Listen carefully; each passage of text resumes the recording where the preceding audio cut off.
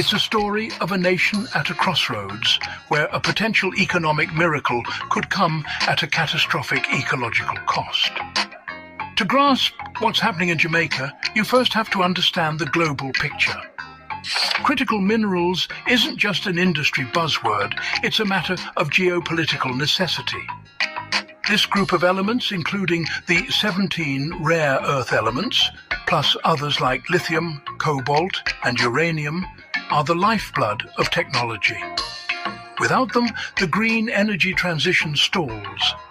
Wind turbines can't spin, EV batteries can't charge, and the complex electronics that run our digital lives and national security simply don't exist. The problem? The supply of these minerals is anything but secure. For years, one country has held a commanding, near monopolistic